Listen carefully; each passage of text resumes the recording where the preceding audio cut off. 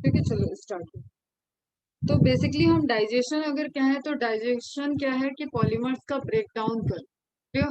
When polymers are broken down into simpler parts means उनके monomer में उनको break down कर दिया जाए एंड उनसे न्यूट्रिटिव वैल्यूज को एक्सट्रैक्ट कर दिया जाए। देखो, extraction is assimilation, absorption, clear, extraction is absorption and transport of nutritive extraction from intestine to different part। देखो, इंटेस्टाइन से इंटेस्टाइन की भी सेल को चाहिए न्यूट्रिटिव, तो वहां पे भी ट्रांसपोर्टेशन ब्लड ही करेगा, तो ट्रांसपोर्टेशन किसी भी पार्ट में होना होगा, दैट प्रोसेस इज एसिमुलेशन। तो आप बेसिकली ये समझो कि आप जब डाइजेशन बोलते हो तो डाइजेशन का सिंपल सा मीनिंग है कि पॉलीमर को ब्रेक डाउन करना मोनोमर में, और तब तक हम सिर्फ उसके न्यूट्रिटिव वैल्यू की बात करते हैं, न्यूट्रिटिव पोर्शन, ठीक है। एंड लार्ज इंटेस्टाइन और एक्सक्रीटा फिशेस का फॉर्मेशन, वो भी है डाइजेस्टिव सिस्टम का ही पार्ट जो। लेकिन आप जब डाइजेशन बोलते, ठीक है, डाइजेशन अगर आप कंप्लीट डेफिनेशन की बात करोगे, जैसे जस्ट आपको सब जगह यही मिलेगा डाइजेशन का डेफिनेशन कि उसका ब्रेक डाउन हो, हालांकि सिर्फ ब्रेक डाउन पे ही नहीं रुक रहा है, क्लियर, उसको न्यूट्रिटिव वैल्यू को एब्सॉर्ब करना एंड वेस्ट मटेरियल को रिलीज करना, ये पूरा है डाइजेशन, क्लियर। तो इसमें टू पार्ट्स हम बता रहे थे, एक है mechanical digestion, second one is chemical digestion.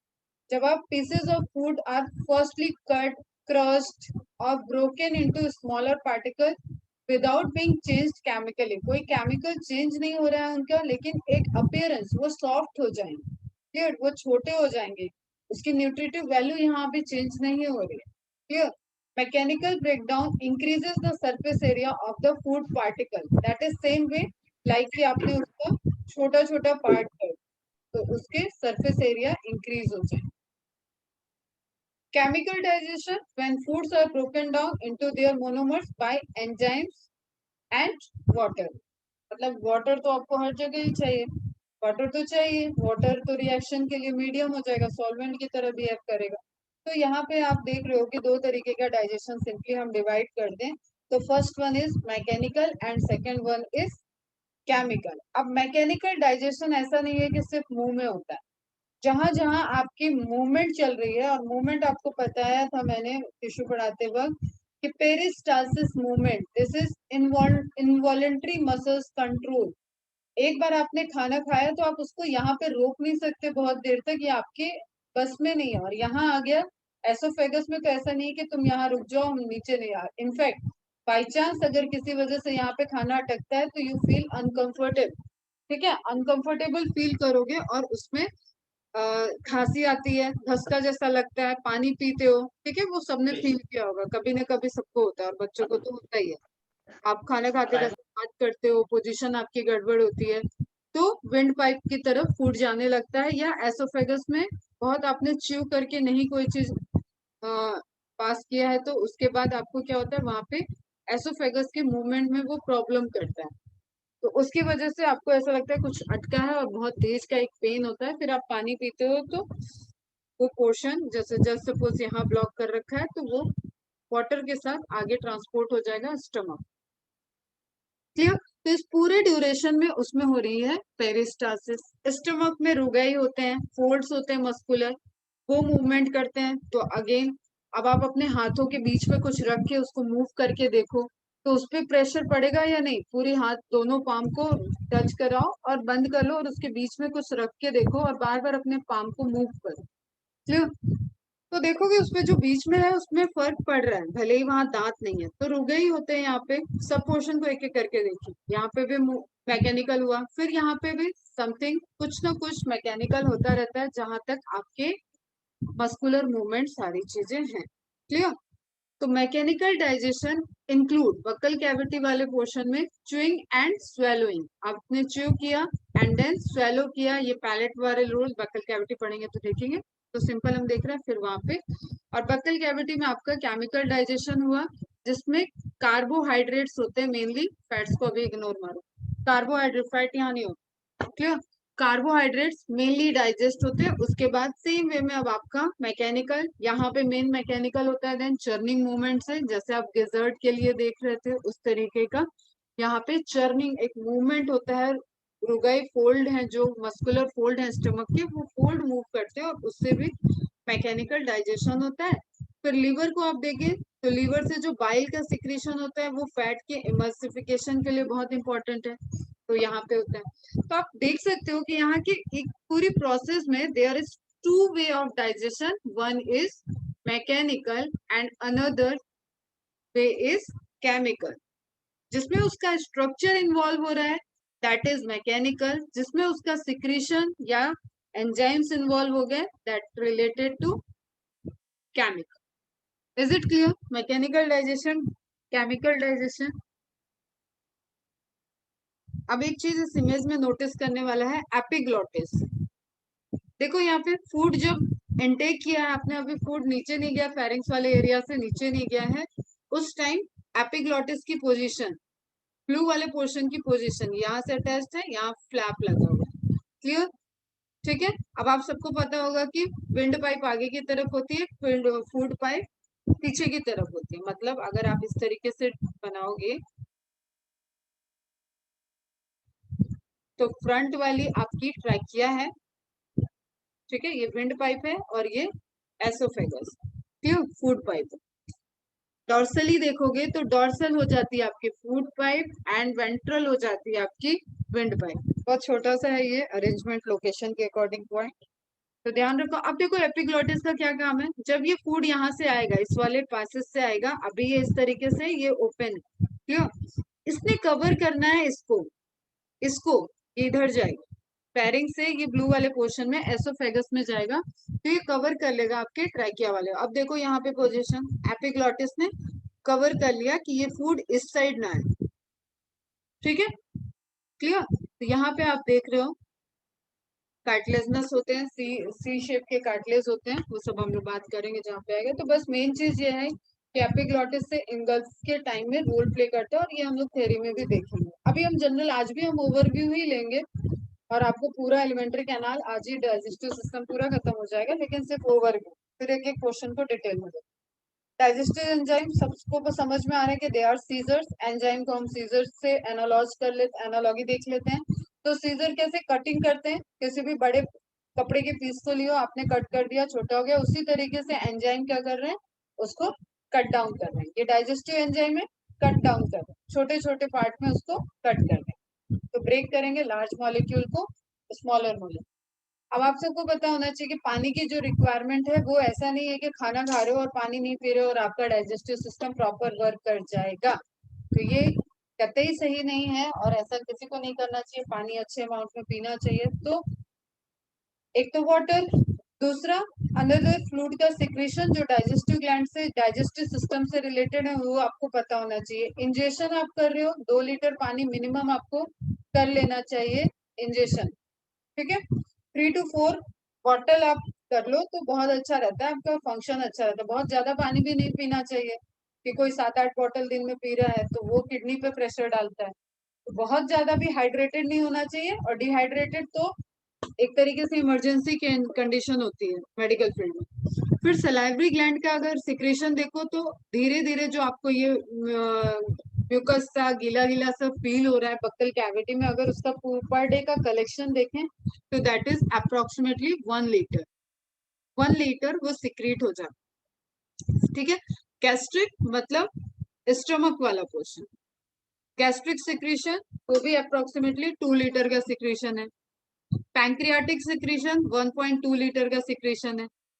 अब इसमें आपकी सिक्रेटरी सेल्स बहुत इंपॉर्टेंट रोल प्ले कर रही हैं हर जगह। बाइल का सिक्रीशन, बाइल सिक्रेट होता है लिवर से, स्टोर होता है गॉल ब्लैडर में, एंड देन ट्रांसफर होता है आपका पैंक्रियाटिक डक्ट के साथ मिलके स्मॉल इंटेस्टाइन, ठीक है। तो यहाँ पे आप देखो एक सिस्टम ज्वाइंट जैसा लिख रहा है, लीवर का डक्ट, पैंक्रियास का duct and then small intestine, ठीक है। तो ये दोनों कैसे होगी, इस ट्यूब के बाहर है, that's why they are accessory organ of digestive system. छोटी छोटी बात जहाँ पे जो आ रहा है वो बता दे रहे हैं हम, बाकी तो 1 by 1 देखेंगे। एंड देन स्मॉल इंटेस्टाइन में वहां पे फिर से ग्लैंड्स है, एपिथेलियम है, ग्लैंडुलर एपिथेलियम है, 2 लीटर का सिक्रेशन है, इंटेस्टाइनल जूस भी सिक्रीट होता है, पैंक्रियाटिक जूस आ रहा है, बाइल आ रहा है दोनों साइड से, एंड उसके बाद इंटेस्टाइन का खुद का सिक्रीशन भी होता है, क्लियर, ठीक है। अब इस सिक्रीशन की कंडीशन ये है कि बेटा यहां से एसिडिक आ रहा है, यहां से एसिडिक पीएच पे फूड डाइजेस्ट होके आ रहा है, उसको यहाँ पे न्यूट्रलाइज करना। इसका पीएच कैसा होगा? एल्कलाइन हो। पीएच पे एक अलग बता देंगे हम, सारी जगह का पीएच बात करेंगे, पर अभी देखते हैं सिक्रीशन कैसे। पैंक्रियाटिक सिक्रीशन हो गया, बाइल का सिक्रीशन हो गया, स्मॉल इंटेस्टाइन का सिक्रीशन। इतना इतना तो सिर्फ सिक्रीट हो रहा है, तो यू कैन रिलेट हियर कि कितना अमाउंट ऑफ लिक्विड रिक्वायर्ड है पर डे, तब आपका सिस्टम प्रॉपर वर्क करता है। ठीक है। इसके अलावा आपको पता है हर सेल के पास प्रोटोप्लाज्म है, इंटरस्टिशियल स्पेस में प्लाज्मा है, ब्लड सप्लाई हो रही है वहां लिक्विड है, लिम्फ बन रहा है वहां लिक्विड है। तो इसके अलावा भी बॉडी फ्लूइड्स तो बहुत जगह है, बट हम डाइजेस्टिव सिस्टम से फ्लूइड का एक आइडिया ले रहे हैं।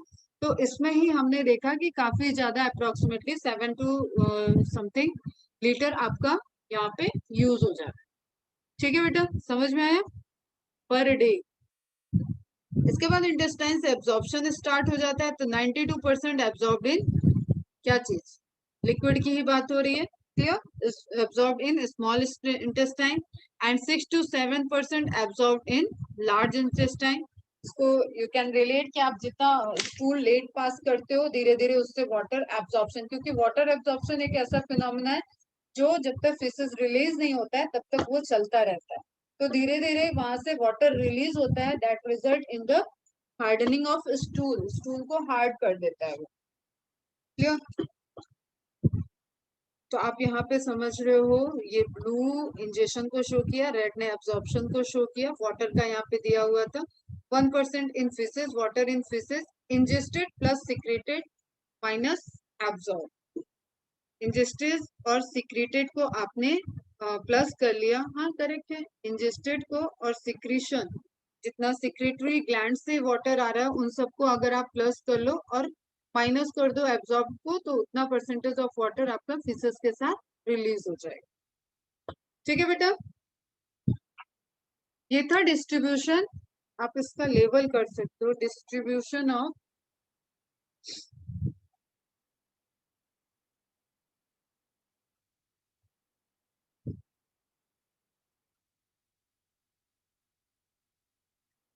अब देखो जहां पे भी जूस आ रहा है ना बेटा, कोई भी जूस, चाहे बाइल सिक्रीट हो रहा है चाहे पैंक्रियाटिक जूस सिक्रीट हो रहा है, उसमें हिडन है कि वहां पे वाटर है। वाटर तो है ही ना, तभी लिक्विड है वो। सब जगह वाटर तो है ही। तो आपको ध्यान रखो यहाँ पे, distribution of water in digestive system. Injection add कर लेना। Is it clear? सबको समझ में आया है या नहीं आया? ऐसे मत सोचो कि ये रिलेट नहीं है। मैम लास्ट पॉइंट रिपीट करना। लास्ट पॉइंट हम ये कह रहे थे कि जब तक आप जब आपका पूरा एनस तक रिलीज होता है, फीसेस वेस्टेज रिलीज होता है, तो ऑब्वियसली सारे न्यूट्रिटिव वैल्यूज तो एब्सॉर्ब हो गई हैं उसकी। वाटर उसमें अभी भी रिमेनिंग है विद द एक्सक्रीटा, तो बॉडी की नीड होती है। अब इसमें हम नर्वस सिस्टम तुम्हें हम जब बताएंगे ना, तब हम बताएंगे कि वाटर की अगर कमी लग रही है तो आपको पानी पीने का रिफ्लेक्स जनरेट होता है, प्लस बॉडी खुद जहां जहां से वाटर ले सकती है बॉडी वाटर लेने लगती है। तो उसी जहां जहां से वाटर लेने में एक जगह, एक आपके लार्ज इंटेस्टाइन का पासेज में भी जगह है जहाँ पे आपका वेस्ट पास ऑन कर रहा है, मूव कर रहा है, और उससे वाटर रीएब्सॉर्ब हो सकता है। तो बॉडी रीएब्सॉर्ब करती है वाटर। उसी रीअब्जॉर्प्शन ऑफ वाटर को, सारी चीजों को कैलकुलेट करके फिसेस में वाटर का काउंट मेजर किया है लास्ट वाले पोर्शन में, कि 1% इन फिसेस जो आपने टोटल एब्जॉर्ब किया, टोटल इंजेस्ट किया, इंजेक्शन ऑफ वाटर मतलब आपने ड्रिंक किया, ठीक है, ये वाटर आपने पानी जो पीते हो वो वाला वाटर हो गया, प्लस सिक्रीटेड मतलब जो भी सिक्रीशन है उसमें वाटर आया। ठीक है। अब इसको माइनस किससे करेंगे? जो एब्सॉर्ब हो गया, जो बॉडी ने दोबारा एब्सॉर्ब कर लिया है, ये तो आने वाला था, बॉडी ने वापस ले लिया है ये, और इन दोनों के रिमेनिंग जो बचेगा वही पार्ट आपका रह जाएगा जो फीसेस में रिलीज होगा। अभी क्लियर है? तो this is very important thing. आप मेडिकल में जाओगे ना, मेडिकल में कोई भी कंडीशन हो, एक सिंपल सिंपल सी चीज बताती हूँ, तुम लोग ऑब्जर्वेशन में भी देखे हो, शायद पहले भी बताया। सबसे पहले पेशेंट आता है, उसकी कंडीशन देख के तुमने देखा होगा बॉटल लगाई जाती है। अगर वो बेहोश हो रहा है, उसकी हालत खराब है, तो सबसे पहले ड्रिप लगती है उसको, ठीक है, ताकि बॉडी का वाटर लेवल मेंटेन रहे, बॉडी को हाइड्रेटेड रखे। अब पेशेंट की क्या कंडीशन है उसके अकॉर्डिंग ये डिसाइड होता है कि सलाइन लगेगा, डीएनएस लगेगा, उसमें मल्टीविटामिन डालना है, उसमें पेन किलर डालना है, वॉट एवर जो भी उसको इंसर्ट करना होगा वो उसके साथ मिक्स करके इंट्रावेनस सप्लाई फास्ट दी जाती है, ताकि बॉडी का वाटर लेवल जल्दी मेंटेन हो जाए, ठीक है।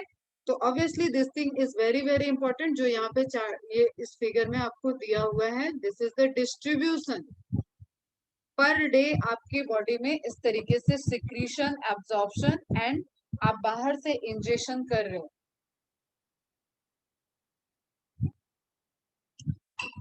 क्लियर? पीएच को देख लेते हैं बेटा।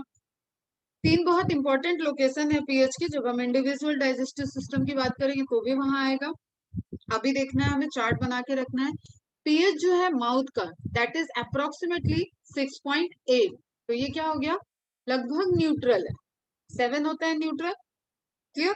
तो 7 के पास, क्योंकि सारे फिगर हम यहाँ पे याद रखेंगे 0.8 के फॉर्म, क्लियर। ये है 6.8, ये बहुत एसिडिक है, इसका रेंज होता है 2 to 3, किसी किसी बुक में आपको 1 to 3 भी मिल जाएगा। स्टमक हाईली एसिडिक, मतलब आप अगर इस एसिड को बाहर निकाल के किसी भी चीज पे डाल दो तो वो चीज खत्म हो जानी है, आपकी स्किन तो बहुत छोटी बात हो गई, अगर आप यहाँ पे टेबल जल जाएगी, या आप ये कबर्ड मेरी दिख रही है, कबर्ड पे डाल दो तो वो सिर्फ जल जाएगा, ये पूरी तरीके से डैमेज करने की कैपेसिटी है। That is highly acidic condition, 1.8, 1.5, ये हाईली एसिडिक है, क्लियर। यहाँ से जब फूड निकलता है, जब माउथ से निकलता है फूड, तो उसको बोलते हैं बोलस, फूड का फॉर्म चेंज हो जाता है, उसको बोलते हैं बोलस। तो bolus is the result of mechanical digestion and mixture of salivary secretion, mechanical chemical digestion from salivary saliva and mixture of salivary secretion, इसको बोलते हैं बोलस। बोलस जाता है स्टमक में, एंड स्टमक से जब ये एसिडिक डाइजेशन और मैकेनिकल डाइजेशन और एंजाइमेटिक डाइजेशन सब कुछ हो जाता है उसको, तो उसको बोलते हैं वर्ड काइम, कहीं कहीं चाइम भी बोलते हैं इसको, हम काइम बोलते हैं, ठीक है। तो काइम, काइम जो है वो हाईली एसिडिक कंडीशन हो गई, ये एसिड है, इसको न्यूट्रलाइज करने के लिए स्मॉल इंटेस्टाइन का इन्वायरमेंट जो होना चाहिए वो क्या होगा, एसिड को न्यूट्रल कौन कर सकता है बताओ, बेस, क्लियर। तो जो तुम्हारा इंटेस्टाइनल, स्मॉल इंटेस्टाइन का ड्यूडनम वाला पोर्शन जो अटैच होता है स्टमक से, उसका पीएच होता है 7.8, तो एक आप शॉर्ट नोट लिख लेना, 6.8, 1.8, 7.8। Is it clear? रेंज आगे पीछे हो सकती है, मैंने इसको तुम्हें कर रखा है 0.8 के फॉर्म में। तो 3 मेजर पीएच के वेरिएशन आपको ध्यान में रखना होता है, कि जो आपका पीएच है वो माउथ में क्या है, माउथ इन द सेंस यहाँ पे बक्कल कैविटी की बात की गई है बेटा, बक्कल कैविटी लिखना, तुम अपना टेबल में इसको बक्कल कैविटी लिखना, माउथ इज जस्ट ओपनिंग, ठीक है। 7.4 भी दिया होगा तो भी करेक्ट है, 7.6 भी दिया तो भी करेक्ट है, एकदम एक्यूरेट की बात नहीं कर रहे हम, राउंड फिगर की बात कर रहे हैं। 1.8, 6.8 एंड 7.8, तो माउथ में क्या है, अप्रोक्सीमेटली न्यूट्रल, तो 6.8 is near by neutral, clear. फिर 1.8 आपका highly acidic, slightly basic, small intestine का बहुत बेसिक नहीं है, बहुत बेसिक कहाँ तक है, 14 तक, तो 7 के ही रेंज में दिख रहा है, 7-8 के बीच में, तो you can say it is slightly basic. अब मेरे प्यारे प्यारे छोटे मोटे बच्चों, तुम्हें याद होगा कि एंजाइम्स जो है वो पीएच डिपेंडेंट है, तो ये बताने की जरूरत नहीं है, जब अपन डिटेल में पढ़ेंगे वहीं पे देखेंगे कि स्मॉल इंटेस्टाइन के एंजाइम्स इस पीएच पे वर्क कर रहे होंगे, स्टमक के एंजाइम को वर्क करने के लिए ये वाला पीएच चाहिए, एंड बक्कल कैविटी के एंजाइम को वर्क करने के लिए अप्रोक्सीमेटली न्यूट्रल पीएच चाहिए। समझ में आ रहा है कुछ? ठीक है। अब यहाँ पे एंजाइम्स के नेम दिए हैं, इन सब पे बाद में धीरे धीरे बात करेंगे, क्लियर? यहाँ तक क्लियर है जितना बताया? फ्लूइड बताया मैंने, फिर पीएच का इंपॉर्टेंस बताया, और पीएच को रिलेट करना है एंजाइम एक्टिविटी से, अभी एंजाइम के नाम पे मत जाओ, मॉलिक्यूल्स क्या कहाँ डाइजेस्ट हो रहे हैं उस पर भी मत जाओ, किस पे क्या वर्क कर रहा है, पूरे रिएक्शंस देखेंगे। अभी बस सिंपल से, तो वी कैन से जो प्रोसेस हुआ उस प्रोसेस को हम डिवाइड कर दे। We can divide first ingestion, आपने इनटेक किया फूड को, देन मूवमेंट, वो मूवमेंट आपने जो बक्कल कैविटी का पूरा मूवमेंट स्टार्ट किया उसको इनटेक करते ही आपने टंग के बीच में इधर उधर ऊपर नीचे दाएं बाएं धक्का दे रहे हो सब, वो मूवमेंट हो गया। उस मूवमेंट से उसमें mechanical digestion and chemical digestion just because of salivary and पूरा आप यहाँ से आपका सब चीज की बात हो गई स्मॉल इंटेस्टाइन तक। क्लियर? स्मॉल इंटेस्टाइन में भी मेजर पार्ट होता है डाइजेशन का, जो मोनोमर फॉर्म होते हैं वो स्मॉल इंटेस्टाइन में फॉर्म होते हैं। देन एब्जॉर्प्शन, एंड एब्जॉर्प्शन के बाद वो ब्लड में आया, ब्लड में आया, ब्लड के थ्रू सेल तक पहुंचा, टिश्यू तक पहुंचा, टिश्यू ऑर्गन सेल कुछ भी लिख लो आपको। एट द एंड आज ही देखो मैंने फंडामेंटल क्या है यार, फाउंडेशन क्लास ले रही थी, तो मुझे वहां पे मैंने सिंपल सी उनको एक बात पूछी थी कि बेटा जो तुम लोग चीजें दिन भर कर रहे हो वो क्यों तुम बोलते क्यों structural and functional unit of life is cell? क्यों? क्योंकि हम जो फूड खा रहे हैं वो सेल तक पहुंचे, जो हमारी स्ट्रक्चरल एंड फंक्शनल यूनिट है उस तक पहुंचाना है हमें सब कुछ। ठीक है, जो हमने पानी पिया वो यहाँ तक पहुंचे, जो हम ब्रीदिंग कर रहे हैं ऑक्सीजन ले रहे हैं वो हम यहाँ तक पहुंचे। क्लियर? इस तरीके से आपका कोई भी सिक्रीशन है, हार्मोन सिक्रीट हो रहा है, उस सब का इफेक्ट तभी होगा जब वो सेल के साथ इंटरेक्ट करेगा। That's why it is structural and functional unit of life ना। वही आपको भी अभी ध्यान में रखना है, structural and functional unit of life आप बहुत साल से बढ़ते आ रहे हो इसको। तो आपने जो फूड खाया उसको एब्जॉर्ब करके ब्लड के थ्रू एसिमिलेशन मतलब प्रोसेस ट्रांसपोर्ट कराना है। ठीक है, फिर वेस्टेज जो रहेगा वो क्या हो जाएगा, यहाँ पे 6 लिखो, डीफिकेशन। जब हम एक्चुअली क्या होता है ना, कंटेंट का बड़ा प्रॉब्लम है इंडिया लोगों को। जब हम डाइजेशन बोलते हैं तो हम एलिमेंट्री कैनाल को तो यहाँ से लेके एनस तक ले जाते हैं, दो ओपनिंग की बात करते हैं, और डाइजेशन पढ़ाते पढ़ाते यहीं कहीं खत्म हो जाते हैं जब एब्जॉर्प्शन होता है और चले जाते हैं एसिमिलेशन में। तो हमें, अच्छा ये एसिमिलेशन नहीं, एलिमिनेशन लिखा हुआ है, हम एसिमिलेशन बोलेंगे। ठीक है, तो एसिमिलेशन होता है जो ब्लड के थ्रू ट्रांसपोर्ट करना, और डिफिकेशन के लिए दिख दिया है यहाँ पे एलिमिनेशन। करेक्ट है, एलिमिनेशन लिखा हुआ है, हम उसको एसिमिलेशन बोल रहे थे। तो एसिमिलेट होने में, एसिमिलेशन इज द प्रोसेस जिसमें transportation of nutritive material transport हो जाएगा। क्लियर? ट्रांसपोर्ट हो जाएगा। तो एब्जॉर्प्शन के बाद आप लिख सकते हो एसिमिलेशन, एंड एलिमिनेशन क्या हो गया, जो भी वेस्ट प्रोडक्ट है। तो ये करेक्ट है बेटा, पूरा ले लिया इन्होंने, एलिमिनेट कर दिया। Clear? Absorption, then assimilation, assimilation के थ्रू सेल तक पहुंचेंगी चीजें, एंड वेस्ट प्रोडक्ट जो भी रह गया, वेस्ट डाइजेस्टिव प्रोडक्ट, वो सभी कहा गया आपका ट्रांसफर हो जाएगा फीसेस के फॉर्म। ठीक है, अब इमेज में देखते हैं एक बार। इंजेशन, मैकेनिकल डाइजेशन, प्रोपल्सन, जो आपका पेरिस्टालसिस मूवमेंट से, जो मूवमेंट की वजह से उसमें अफेक्ट आता है ना, that is also known as propulsion. Clear? Chemical digestion, जो भी सिक्रीट हो रहा है, सिक्रीशन से डाइजेशन होगा। एंड देन एब्जॉर्प्शन, एब्जॉर्प्शन के बाद, एब्जॉर्प्शन में लिम्फ वेसल्स और ब्लड वेसल्स दोनों important role play, lacteal muscle, lacteals बोलते हैं इनको, आएंगे इस पे। एंड देन आप देख रहे हो कि लार्ज इंटेस्टाइन वाले पोर्शन से फिर एलिमिनेट हो गया, डिफिकेशन की प्रोसेस है। तो elimination and then you can write defecation. Is it clear? Step समझ में आ गए? नाउ थोड़ा सा एनसीईआरटी पढ़ लेते हैं, बहुत एनसीईआरटी अभी तक पढ़े नहीं है। क्या कह रही है NCERT? Food is one of the basic requirement of all living organism. Okay, agree करते हैं। तभी हम बेसिस ऑफ क्लासिफिकेशन में, बायोलॉजिकल क्लासिफिकेशन में जो बेसिस कैरेक्टरिस्टिक्स देखते हैं उसमें एक कैरेक्टरिस्टिक्स हमने देखी हुई है न्यूट्रिशन। ठीक है, इसलिए obviously it is the one of the basic requirement of all living organism. हम इसके बेसिस पे क्लासिफाई भी करते हैं। The major component of our food are carbohydrate. इसलिए बोलते हैं कोई अगर कह रहा है ना कि वो कार्ब फ्री डाइट खा रहा है, तो it is not possible. Carbohydrate होता है, अमाउंट वगैरह में कम हो सकता है, कार्बोहाइड्रेट होता ही है। तो food are carbohydrate, protein and fat. You can relate it with macromolecules. ठीक है, बायोमोलिक्यूल से रिलेट कर लो, लिपिड तो आ जाएगा तुम्हारा माइक्रोमोलिक्यूल. तो कार्बोहाइड्रेट, प्रोटीन और फैट, हम जनरल यही बोलते हैं कि यही हमारे खाने में प्रेजेंट है. इसमें हम भूल जाते हैं कि हाँ इसके अंदर मिनरल्स हैं, विटामिन है. वही अगली लाइन होगी, vitamin and minerals are also required in small quantities. तो हमारा फूड, कल जैसे मैंने बताया था कि हेल्दी फूड ऐसा होना चाहिए जिसमें विटामिन की रिक्वायरमेंट, मिनरल्स की रिक्वायरमेंट, फाइबर्स की रिक्वायरमेंट, ये सब कंप्लीट हो रहा हो.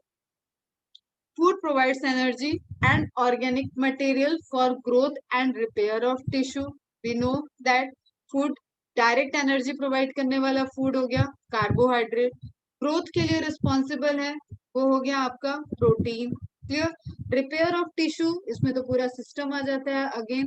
ठीक है, पूरा टिश्यू रिपेयर कर रहा है मतलब हीलिंग की प्रोसेस कर रहा है, तो उसमें एंजाइम्स, प्रोटीन्स अगेन आपके इंपॉर्टेंट है. ग्लाइकोप्रोटीन्स बनेंगे, कार्बोहाइड्रेट बनेंगे, सब चीज important. The water we take in, इस वाली लाइन का वो एक्सप्लेनेशन आप समझ सकते.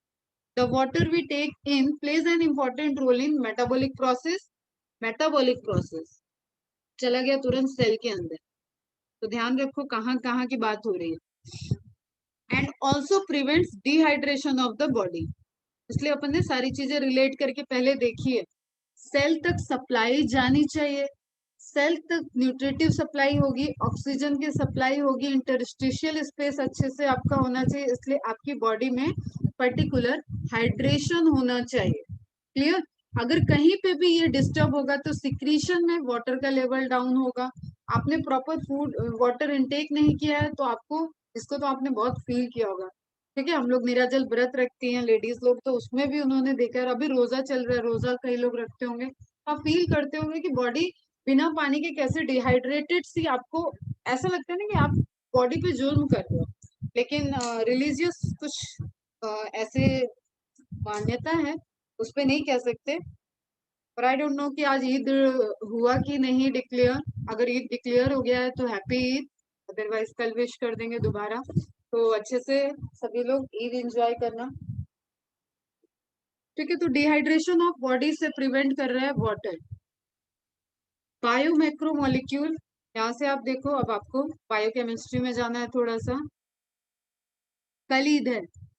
ओके, वही मुझे लगा नहीं, सुबह से एक दो स्टेटस में दिख रहा है, बट मेरे खुद फ्रेंड्स हैं, किसी ने कुछ लगाया नहीं, तो मुझे लगा कि डिक्लेयर नहीं हुआ है. जनरली मैं न्यूज देख लेती हूँ, आज देखा नहीं मैंने.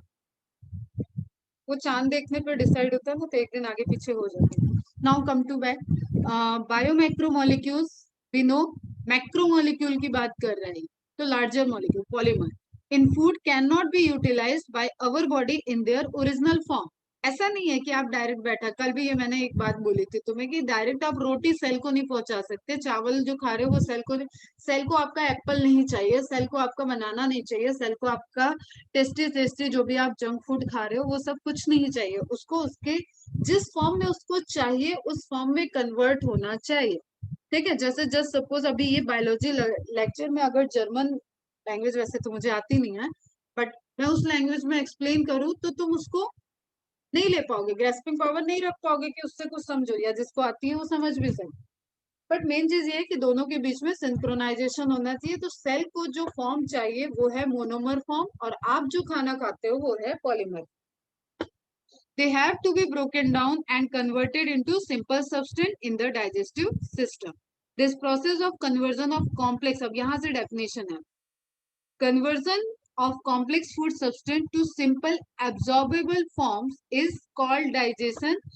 अब यही देखो, ये बात मैं कह रही थी, यही तक डाइजेशन है, तो एलिमेंट्री कैनाल का बाकी पोर्शन डाइजेस्टिव पार्ट में क्यों आता है.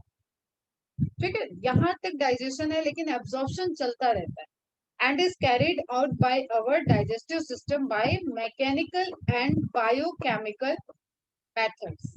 क्लियर.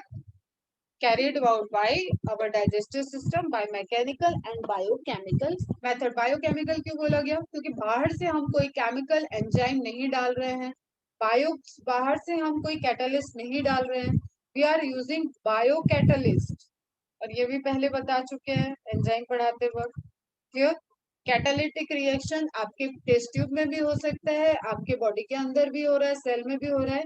डिफरेंस ये है कि ये बायोलॉजिकल प्रोड्यूस हुआ है, इसको आप एंटर करा रहे हैं।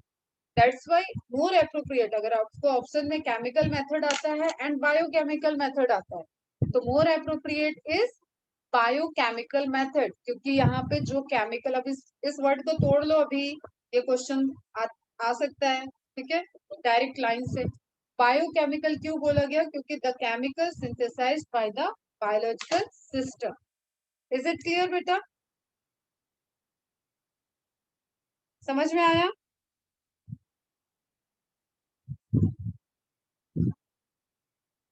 तो ये जो पहला पैराग्राफ दिया हुआ था, ये ऑलमोस्ट हमने पढ़ा ही हुआ था, एक्सप्लेन हो चुका है, उसी के बारे में है। एक मिनट बेटा वेट करो, साइंस की क्लास है, लेट क्यों हो जाते हो? क्लास का तो ध्यान रखो, साइंस को।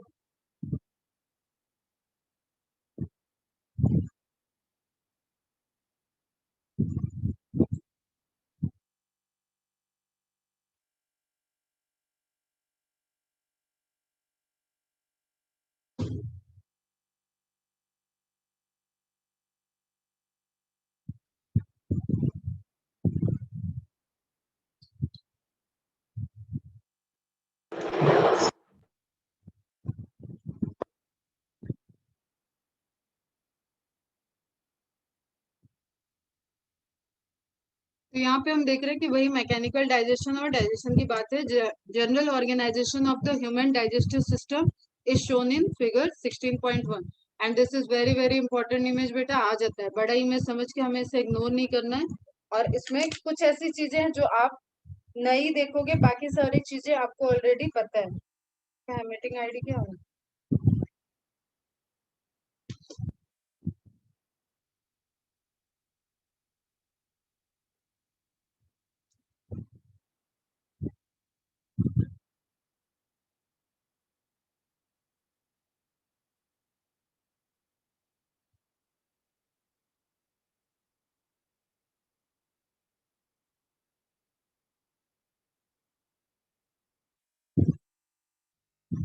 हम पढ़ती हूँ सनिका मैंने 6 4 3 4 5 3। चलो जाओ अटेंटिव होके पढ़ना, ठीक है बेटा। सॉरी, बेटे को देखो। तो ये इमेज देखो आप ध्यान से, इस इमेज में आपको दिख रहा है कि यहाँ पे डिफरेंट डिफरेंट जो मैं मार्क कर रही हूँ उनको जरा मार्क करना और एनसीईआरटी में अपना इमेज ओपन करना, ठीक है। आपको मार्क करके रखना है जो आपको, चलो हम पूरा ही देख लेते हैं, ठीक है। Oral cavity, mouth is just opening, then second, first is mouth, second is oral cavity and वहां पे, हाँ ये मार्क करो। सलेवरी ग्लैंड के टाइप्स दिए हुए हैं इसमें। सलेवरी ग्लैंड डायरेक्ट नहीं लिखा है, तो ऑप्शन में सलेवरी ग्लैंड आए तो वो आप नहीं टिक करोगे, अगर ऑप्शन में पैरोटिड और सबमैक्सिलरी सबलिंगुअल टर्म दिया होगा तो। ध्यान करना, ठीक है, ध्यान से एकदम। तो सलेवरी ग्लैंड दिया है और ऑप्शन में ये तीनों नहीं है, देन ओके। अदरवाइज वो लेवलिंग के लिए बोल रहा है कि लेवल ए, और कहीं पे पैरोटिड ग्लैंड नहीं लिखा है किसी ऑप्शन में, then answer is salivary gland दिया होगा तो। अदरवाइज सलेवरी ग्लैंड और पैरोटिड ग्लैंड लिखा है, और यही डिफरेंस होगा। चार ऑप्शंस दिए होंगे, यही डिफरेंस होगा, बाकी सारे आपके क्लोज सिमिलर होंगे। तो ध्यान देना कि पैरोटिड ग्लैंड इस साइड दिया होगा, जो आपके ईयर के चिक चिक के पास, ईयर के पास होता है, ठीक है। बात करेंगे सलेवरी ग्लैंड जब पढ़ाएंगे। एंड सब मैक्सिली आपके मैक्सिला के पास होता है, एंड सबलिंगुअल आपके टंग के नीचे होता है, क्लियर। देन आपका आ गया फेरिंग्स वाला पोर्शन। फेरिंग्स वाला पोर्शन ये भी लेवलिंग के लिए आ सकता है, क्लियर। आप यहाँ पे लेवल कर दोगे कोई भी पोर्शन, लाइक की रिलेटेड टू एसोफेगस भी लेवल कर सकते हो, अगर एसोफेगस के लिए पूछा नहीं है तो आप कर सकते हो by chance. That is pharynx. Pharynx is divided into two part, nasopharynx, nasopharynx जो नेजल की तरफ है, ये वाला पोर्शन जहाँ पे नेजल वाला पोर्शन ओपन हो रहा है, एंड बक्कोफेरिंग्स, बक्को, बकता रहो, बक्कोफेरिंग्स, ये किधर होगा? इसमें बक्कल कैविटी की ओपनिंग होगी। Then followed by oesophagus. अब ये क्या है बेटा, फटाफट बता दो ये क्या है। ट्रैकिया। चलो मत बताओ, आगे सुनो। ये फिर कहाँ ओपनिंग हो गई, एसोफेगस। ओएसोफेगस कहाँ ओपन हुआ, स्टमक में। क्लियर। यहाँ पे स्फिंक्टर होता है जो ओपनिंग को मेंटेन करता है, यहाँ पे भी स्फिंक्टर होता है, इसको पाइलोरिक बोलते हैं, इसको एसोफेजियल गैस्ट्रो एसोफेजियल स्फिंक्टर बोलते हैं, अलग अलग नाम है इसके, करेंगे इस पे बात। फिर अभी आप यहाँ पे देखो आगे आगे, तो ये टर्म याद रखना। अगेन गॉल ब्लैडर की गलती होती है, जो गलत होता है वो बता रही हूँ फोकस करके। गॉल ब्लैडर गलती होती है, लीवर नहीं होती है। क्लियर। लीवर की पोजीशन पूछी जाती है, चलो इस पे भी करेंगे बात। अब जिस जगह पे स्टमक की ओपनिंग होती है वो स्मॉल इंटेस्टाइन न लिख के वो ड्यूडनम लिखा हुआ है, तो ड्यूडनम ध्यान रखना है। And duodenum is C shape structure, ये सी बनाता है, कैपिटल सी। क्लियर। जिसमें आपका पैंक्रियास का हेड आके फिक्स होता है। अब ये सब भी बातें करते रहेंगे, अभी बस इमेज के अकॉर्डिंग देखें तो ड्यूडनम, देन जिजनम कहाँ है, यहाँ, देन इलियम। अच्छा हम कुछ लेबल भी कर रहे थे, 1 2 ओरल कैविटी, देन आपकी सलेवरी ग्लैंड, तो 3 4 5। एक मिनट रुको बेटा, मेरे को जरा क्लीन।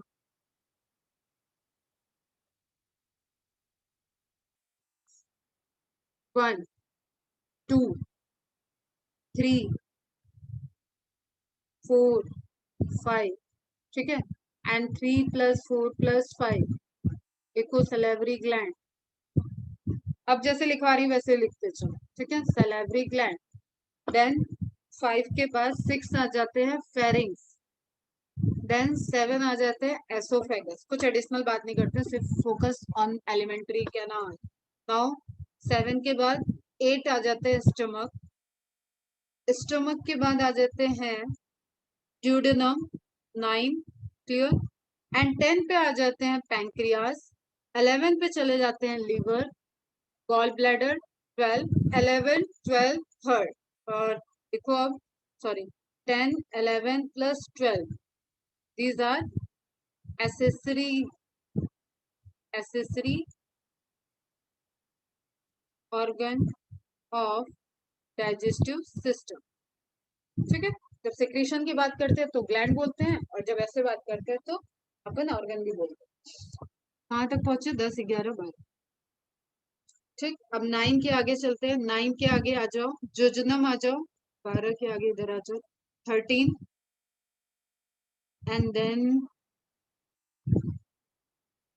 जुजनम के बाद होता है इलियम, 13 के बाद करो 14 इलियम। इलियम ओपन होता है सिकम में, 14 के बाद 15 करते हैं सिकम। साथ साथ करो नहीं तो उलझ जाओगे अभी। 15 एंड 15 के बाद सिकम के बाद क्या होता है, कोलन। कोलन में ऊपर की तरफ जाना, दैट इज एसेंड, बढ़ना। ठीक है। असेंडिंग, तो पहला आ जाता है 16 लिखो, असेंडिंग कोलन। देन जो फ्लैट है, देखो इस तरीके से स्ट्रक्चर है, ऐसे एरो बना लो, तुम पढ़ाऊंगी ये सब। क्लियर। अभी जितना हम कर रहे हैं उतना करते चलो। ये हो गया असेंडिंग, ये आगे की तरफ बढ़ रहा है, ठीक है, ये घट रहा है, ये हो गया डिसेंडिंग, और ये